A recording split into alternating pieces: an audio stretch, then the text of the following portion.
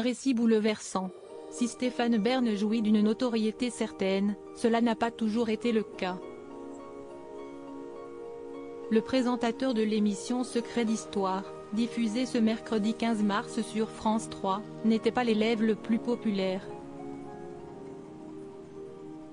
Durant ses années de lycée, le compagnon de Yori Bayrès a eu le droit à un flot de remarques malveillantes et blessantes de la part de ses camarades à cause de son physique. Je n'étais pas bien, j'étais un petit gros avec des lunettes, j'avais une acné difficile. Je n'étais pas le meilleur au sport, confiait-il au micro de Nikos Aliagas sur les ondes d'Europe 1 le 10 mai 2017. Avant de dévoiler d'un désagréable surnom reçu qui lui avait été donné, on m'appelait dictionnaire. Dès lors, Stéphane Bern ne garde pas un excellent souvenir de ses années de lycée.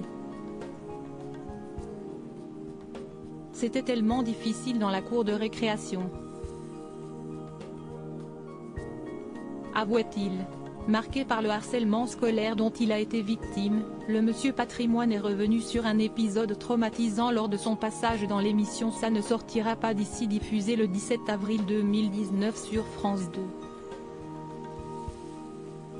Je me souviens d'un croche-patte qu'on m'avait fait à la natation et ça m'a cassé mes dents de devant et donc pendant des années j'ai eu les dents de devant cassées et je ne sais toujours pas plonger à cause de ça.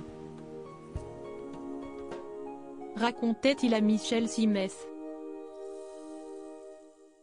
Pour Stéphane Bern, ces années difficiles lui ont permis d'être l'homme qu'il est aujourd'hui.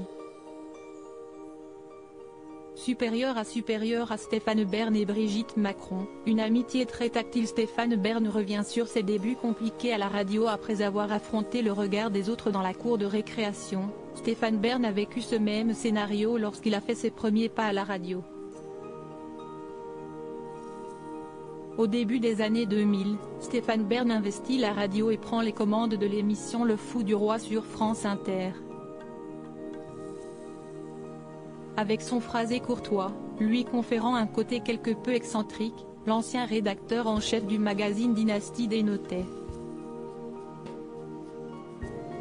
une marginalité qui ne lui a pas valu que des compliments dans les locaux de Radio France, comme il l'a expliqué sur le plateau d'En Aparté, le 17 octobre 2022.